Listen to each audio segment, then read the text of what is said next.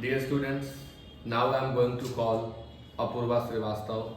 She will come here and summarize the chapter Lost Spring. Please give a big hand for her.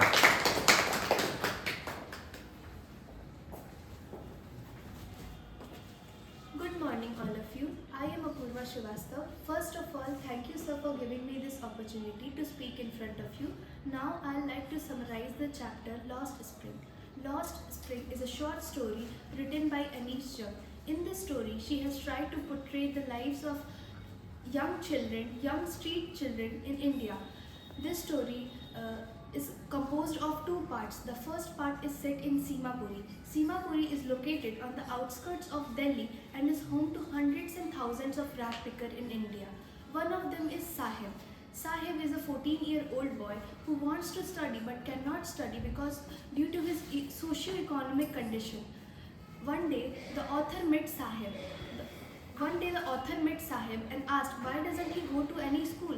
Sahib said that he wants to go to school but there wasn't any school in his locality. So the author asked Sahib if she opened a school, will he come to that school? Sahib excitedly said yes, he would definitely come to that.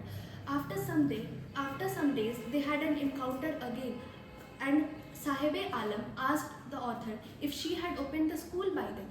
The author felt so embarrassed and said that no, that it will take time, and deep down she knew that she couldn't open any school.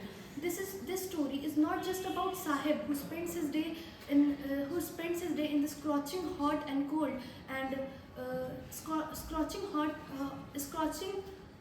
Scorching heat and cold, but he cannot find any recyclable items, but sometimes he do, and it makes him very happy. Now the second part of the story is set in Firozabad. Firozabad is the Bengal capital of India. In Firozabad, the name Firozabad sounds very nice, but the reality is quite different in Firozabad. There are many children who are made to work in glass welding factories, and the situation there is very hazardous.